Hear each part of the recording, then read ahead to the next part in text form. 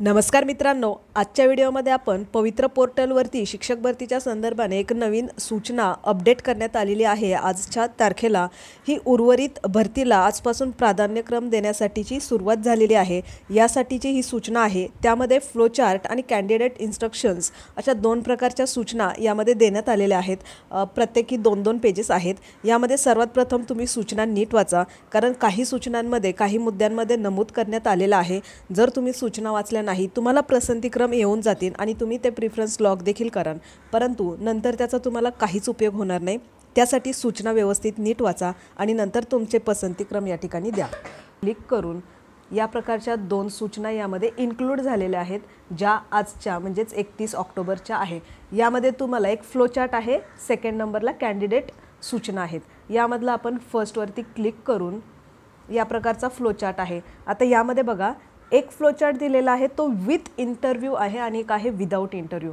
म्हणजे यामध्ये दोन्ही प्रकारच्या प्रेफरन्स तुम्हाला येणार आहे, एक म्हणजे विथ आणि एक म्हणजे विदाउट, दोन्ही। आता यामध्ये एक गोष्ट लक्षात ठेवा की ही भरती जुनी आहे किंवा उर्वरित पदभरती आहे, त्यामुळे एकाच 10 कॅन्डिडेट्स ही विथ इंटरव्ह्यूसाठी एकाच 10 कॅन्डिडेट याप्रमाणे कन्सिडर करा या ठिकाणी, कारण ही जुनी भरती आहे 2017च्या विद्यार्थ्यांसाठीची। आता यामध्ये बघा, फ्लो चार्ट देण्यात आलेला आहे। सगळ्यात प्रथम तुम्हाला काय करायचं आहे, तुमचे प्रेफरन्स पहिलं विदाउट इंटरव्ह्यूच्या द्वारे आहे। आता ह्या कोणत्या जागा आहेत, अपात्र, गैरहजर, माजी सैनिक, कामावर रुजू न झालेले, ह्या ज्या रिक्त जागा राहिलेल्या होत्या, ही त्या रिक्त जागांची पूर्तता करण्यासाठीच्या ह्या जागा आहेत।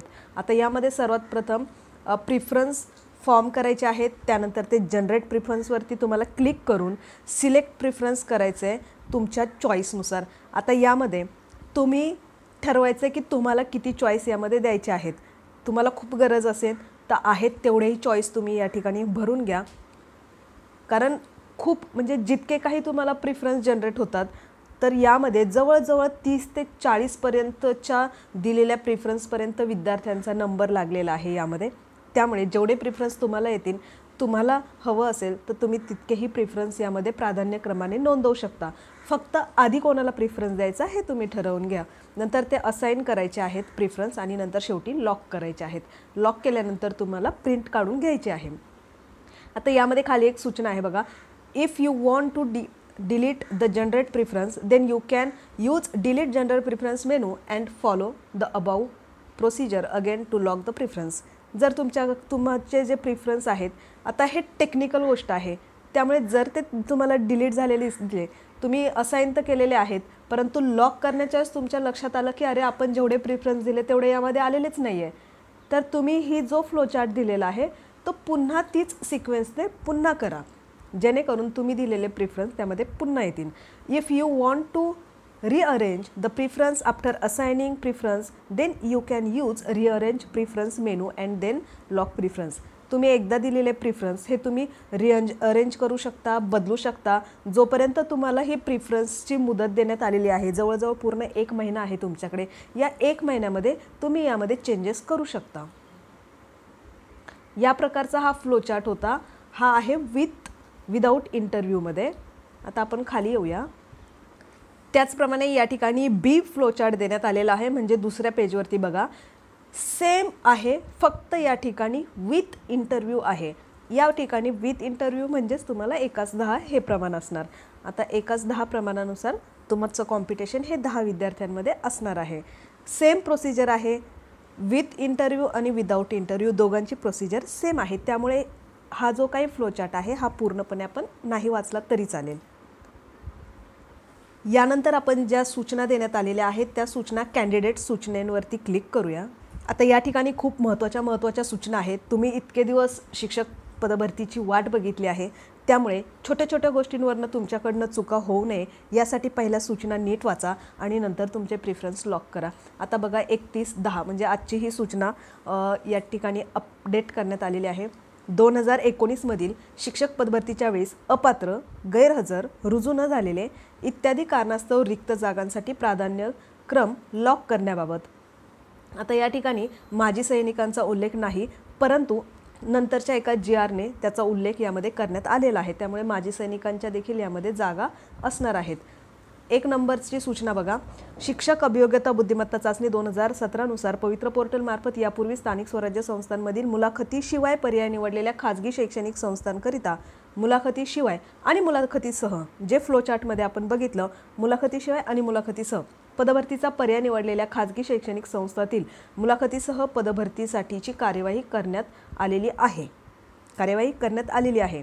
आता सन 2019 मधील शिक्षक पदभरतीच्या वेळेस अपात्र, गैरहजर, रुजू न झालेल्या तसेच माजी सैनिक उमेदवार उपलब्ध न झाल्यामुळे रिक्त जागांसाठी गुणवत्तेनुसार पात्र उमेदवारांमधून शिफारस करण्यासाठी पोर्टलवर रिक्त पदांची माहिती संबंधित जिल्हा परिषद, नगरपालिका, महानगरपालिका यांनी भरलेली आहेत. यामध्ये माजी सैनिकांचा देखील उल्लेख करण्यात आलेला आहे 2 नंबरच्या सूचनेमध्ये. आता 3 नंबरची बघा, यापूर्वी मुलाखतीसह पदभरतीमध्ये खाजगी शैक्षणिक व्यवस्थापनातील केवळ, आता केवळ शब्द खूप महत्त्वाचा आहे, 1 ते 5 म्हणजे 1ली ते 5वी या गटातील रिक्त पदांसाठी जाहिरात असलेल्या पदांसाठी देखील कार्यवाही करण्यात येत आहे. या व्यवस्थापनांना मुलाखत व अध्यापन कौशल्यासाठी यापूर्वीच्या तरतुदीनुसार म्हणजे जुन्या तरतुदीनुसार 1:10 या मर्यादेत समांतर आरक्षण व उमेदवार उपलब्धतेच्या मर्यादेत उमेदवार उपलब्ध करून देण्यात येत आहेत.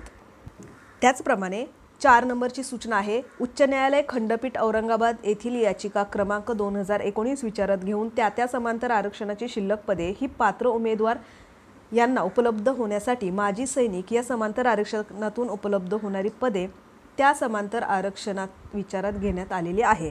बरोबर आहे. जर एखाद्या सामाजिक आरक्षणातलं हे समांतर आरक्षण आहे माजी सैनिक, त्यामुळे त्यांचं सामाजिक आरक्षण आणि त्याच्यातलंच हे समांतर आरक्षण असणार आहे. कारण प्रत्येक सामाजिक आरक्षणाला त्यांची वेगवेगळी समांतर आरक्षणं ही आहेतच. 5वी सूचना बघा, 1ली ते 5वी या गटातील रिक्त पदांबाबत कार्यवाही करण्यात येत आहे. 6वी आहे, अपात्र, गैरहजर, रुजू न झालेले इत्यादी कारणास्तव SEBC प्रवर्गातील रिक्त असलेल्या पदांसाठी EWS आणि खुल्या प्रवर्गासाठी विचारात घेण्यात आलेली आहे. याचं कारण काय, तर SEBC हा जो काही एक प्रवर्ग निर्माण झाला होता सामाजिक आरक्षणाचा, तर आता हे कन्वर्ट केलेलं आहे EWS आणि ओपन कॅटेगरीमध्ये. त्यानंतर 7 नंबरची सूचना बघा, शासन पत्र दिनांक 12/6/2023 नुसार, जे मी याआधी आपण आपल्या चॅनलला हे अपलोड करण्यात आलेलं होतं की माजी सैनिक या प्रवर्गातील रिक्त पदे भरण्यासाठी कार्यवाही अगोदर करण्यात येईल. त्यानंतर 10% रिक्त पदे वगळून उर्वरित रिक्त पदे त्या प्रवर्गातील प्युअरमध्ये म्हणजेच समांतर आरक्षणाशिवाय सर्व वर्ग करून कार्यवाही करण्यात येत आहे. म्हणजे समांतर आरक्षणाची माजी सैनिकांच्या ज्या जागा असतील, समजा OBCच्या माजी सैनिकांच्या जागा असतील तर त्या OBC जनरलमध्ये कन्वर्ट करण्यात येतील. फॉर एक्झाम्पल EWSच्या जर जागा असतील परंतु त्या माजी सैनिक म्हणजेच EWS ह्या सामाजिक आरक्षणातल्या माजी सैनिक ह्या समांतर आरक्षणाच्या अंतर्गत ज्या जागा असतील त्या 10% रिझर्व ठेवण्यात येतील आणि बाकीच्या त्या कन्वर्ट करण्यात येतील सामाजिक आरक्षणामध्ये. फक्त जो समांतर आरक्षणाचा वर्ग आहे तोच वर्ग सामाजिक आरक्षणामधला असणार, म्हणजे त्यांच्याच वर्गामध्ये ह्या कन्वर्ट करण्यात येतील. यानंतर 8 नंबरची सूचना आहे, यापूर्वी जी काही ऑफिशियल वेबसाईट आहे त्याचा उल्लेख करण्यात आलेला आहे आणि 2017साठी स्वप्रमाणपत्र पूर्ण केलेल्या उमेदवारांना या प्रक्रियेत सहभागी होता येईल व केवळ त्यांनाच लॉग इन उपलब्ध होईल. खूप महत्त्वाची सूचना आहे, कारण बऱ्याच विद्यार्थ्यांना हा प्रश्न पडला होता की 2017ची जे टेटची एक्झाम झाली होती त्यानंतर काहींनी स्वतःचं सेल्फ सर्टिफाईड केलं नव्हतं. मग ज्या विद्यार्थ्यांनी सेल्फ सर्टिफाईड केलं नव्हतं तर त्यांना आता चान्स मिळेल का, हा खूप मोठा प्रश्न होता. तर नाही, यामध्ये स्पष्ट उल्लेख करण्यात आलेला आहे की तेव्हा ज्यांनी सेल्फ सर्टिफाईड केलेलं होतं केवळ त्यांनाच लॉग इन उपलब्ध करून देण्यात येईल. आणि 9 नंबरचा पॉईंट आहे, लॉग इन केल्यानंतर जनरेट प्रिफरन्स या मेनूचा वापर करून प्राधान्यक्रमाची यादी जनरेट करावी. उमेदवारांनी विहित नमुन्यातील प्राधान्यक्रम लॉक करावेत. जे उमेदवार प्राधान्यक्रम जनरेट करून लॉक करणार नाहीत ते उमेदवार सदर प्रक्रियेचा विचारात घेतले जाणार नाही. प्रिफरन्स तुम्हाला लॉक केल्याशिवाय तुमचा विचार होणार नाही. खूप महत्त्वाच्या सूचना आहेत, कारण घाई गडबडीत कोणाला काही जाणून बुजून करायचं नसतं परंतु अनावधानाने किंवा घाई गडबडीमध्ये होऊन जातं, शेवटच्या एका बटनवरती क्लिक करायचं राहून जातं जे की लॉक प्रिफरन्स आहे. त्यामुळे व्यवस्थित तुम्ही सूचना वाचा आणि व्यवस्थित आपले प्रिफरन्स लॉक करा. उमेदवारांना त्यांनी नमूद केलेल्या पात्रतेनुसार काही तांत्रिक कारणांमुळे सुसंगत नसलेले प्राधान्यक्रम जनरेट झाल्यास तसे प्राधान्यक्रम उमेदवारांनी लॉक करू नयेत. असे प्राधान्यक्रम लॉक केल्यास त्याची सर्वस्वी जबाबदारी ही उमेदवाराची राहील. 10 नंबरचा पॉईंट खूप महत्त्वाचा आहे, कारण बघा, जर आता हे टेक्निकल गोष्ट आहे आणि त्यामध्ये बऱ्यापैकी फिल्टर लावण्यात आलेले असतात. मग जर एखादा तुम्हाला तुमचं एज्युकेशनल आणि प्रोफेशनल क्वालिफिकेशननुसार तुम्हाला प्रिफरन्स जनरेट होणार, परंतु छोटे मोठे कीवर्ड्स असे असतील की ज्यामुळे तुम्हाला चुकीचा देखील प्रिफरन्स येऊ शकतो. परंतु तुम्ही तुमच्या क्वालिफिकेशननुसार त्या ठिकाणी प्रिफरन्स लॉक करा किंवा पुन्हा एकदा तुमची फाईल चेक करून बघा आणि नंतर तुमच्या प्रोफेशनल एज्युकेशनल क्वालिफिकेशननुसार तुम्हाला आलेले जे प्रिफरन्स आहे त्यात तुम्ही प्राधान्यक्रम नोंदवा. जसं की आता ब्रिज कोर्सचा निकाल, आता तेव्हा ब्रिज कोर्सचा निकाल हा लागलेला नव्हता जेव्हा तुम्ही तुमचं सेल्फ सर्टिफाईड केलेलं होतं. आता ब्रिज कोर्सचा निकाल हा नंतर लागलेला आहे. त्यामुळे तुम्ही 1 ते 5साठी BEdवाल्यांनी देखील तेव्हा अप्लाय म्हणजे त्या दृष्टीने फॉर्म भरला असेल. पण आता तुम्हाला प्रिफरन्स येताना कदाचित ते प्रिफरन्स देखील येऊन जातील 1ली ते 5वीसाठी BEdवाल्यांना. मग आता तुम्ही ते प्रिफरन्स देऊन त्याचा काहीच उपयोग होणार नाही. किंवा एखादं तुमचं डॉक्युमेंट्सनुसार तुम्हाला ज्या काही सूचना देण्यात आलेल्या आहे त्याच्यानुसार जर विसंगत असे जनरेट झाले असतील प्रिफरन्स तर ते देण्यात अर्थ नाही. त्यामुळे योग्य, भले तुम्हाला कमी प्रिफरन्स असतील तरी चालेल, पण योग्य प्रिफरन्स द्या जेणेकरून तुमचे सिलेक्शन होण्याचे चान्सेस हे जास्त असले पाहिजे. त्यानंतर 11 नंबरचा मुद्दा आहे, प्राधान्यक्रम जनरेट करून लॉक केल्यानंतर प्राधान्यक्रम बदल करावायचा झाल्यास जनरेट केलेले प्राधान्यक्रम डिलीट करून विहित मुदतीत पुन्हा ते जनरेट करायचे. म्हणजे तुम्ही यामध्ये चेंजेस करू शकता. उमेदवारांना प्राधान्यक्रम जनरेट करून लॉक करण्यासाठी आजपासून 3 नोव्हेंबरपर्यंत योग्यताधारकांच्या देखील लक्षात आलेलं असेल, त्यामुळे ठीक आहे.